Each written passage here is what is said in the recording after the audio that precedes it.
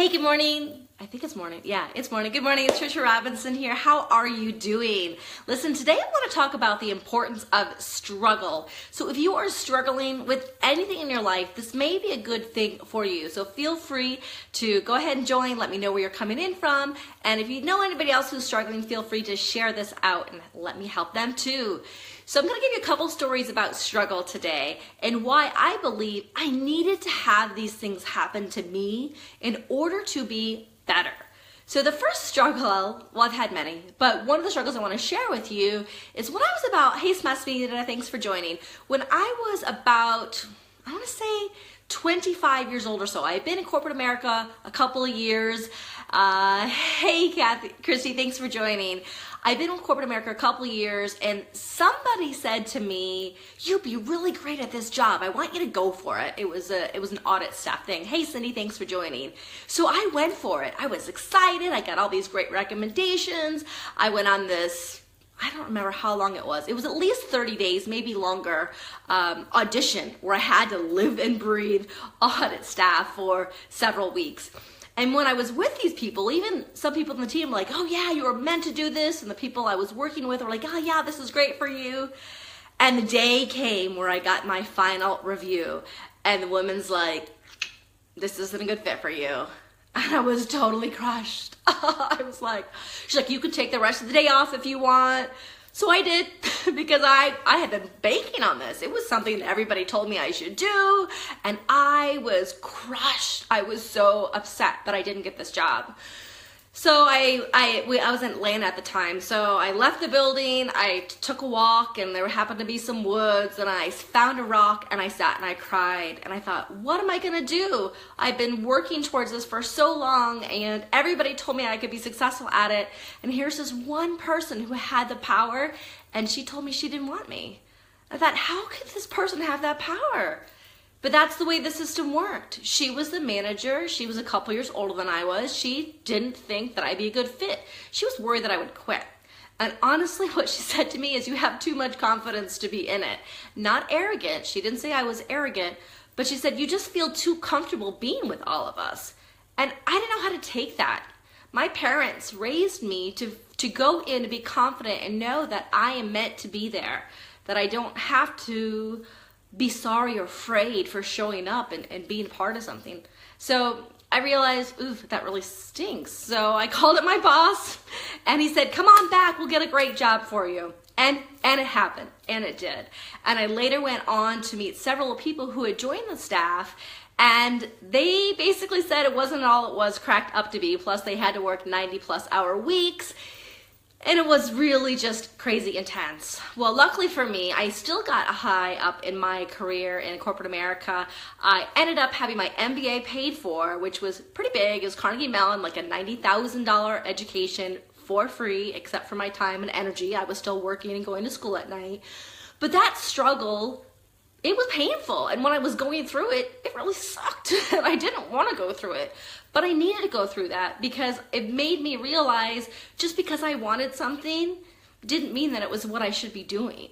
And if I hadn't been rejected, I probably never would have moved to Pittsburgh, got my MBA, met my husband, had my 2 beautiful kids. But so that was first struggle. So the next struggle was much more recently because it happened about 2 months ago. I was driving my kids home from school, and I was hit in a hit-and-run accident. So, and thank you for the emojis, by the way. That makes me feel so excited when I see those. So I was in a hit-and-run car accident, and we're fine. Obviously, I'm still here. I'm talking with you, but it was a little bit scary.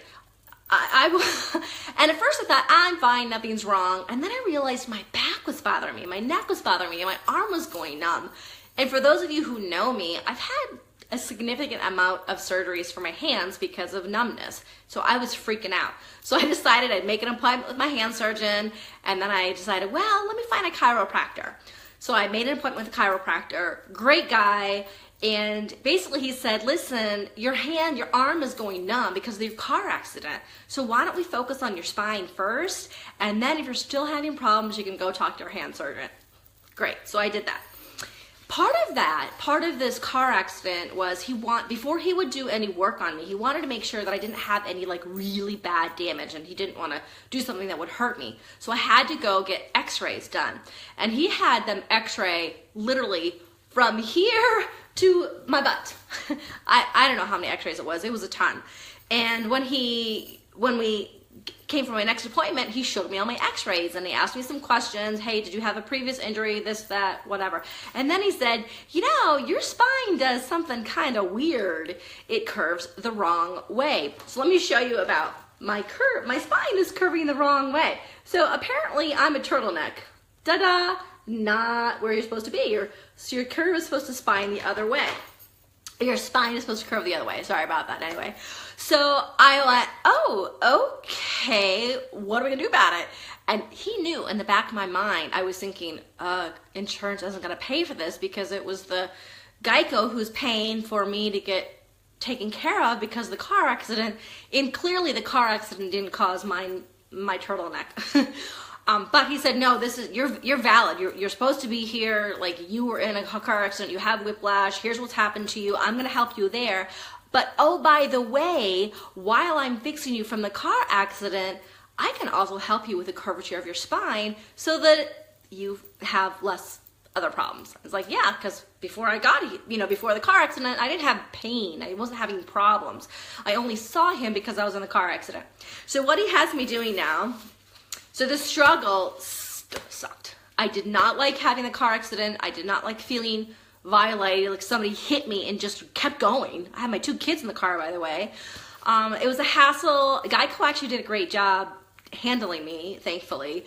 Got my car fixed, $7,000 worth of damage. I paid $200 to repair it. Hey, Crystal, thank you for joining. But I also thankfully had signed up for insurance, for medical insurance. So I got like $10,000 worth of insurance to pay for medical issues, which, by the way, runs out pretty quick. So I might need to bump that up. So what the doctor is doing is not only is he helping me with the car accident stuff, but he's helping with the curvature of my spine. So then I had to buy this, and Geico didn't pay for this, by the way. And now I have to lay on it every day to help my spine get the right curvature. So the struggle was being in a car accident, feeling pain, not really enjoying life for that moment. But what's happening from that is I'm learning something about myself. The doctor said, you have a problem, I can help fix you. If I wasn't in that car accident, most likely I never would have sought treatment for my other problem. And so even though it seems kind of like, you're in a car accident, yeah, that really stinks, but they diagnosed me from something because of that. And I bet something like that is happening to you. I bet there's something in your life that you're struggling with, but you haven't figured out how to come up with a solution. And for me, that struggle was, how am I gonna deal with this car accident? How am I gonna take care of my family? And basically the solution is go get treatment and do the exercises the doctor tells me to do. And oh, by the way, the bonus is I'm gonna fix an existing problem. Hi, Rondi, thanks for joining.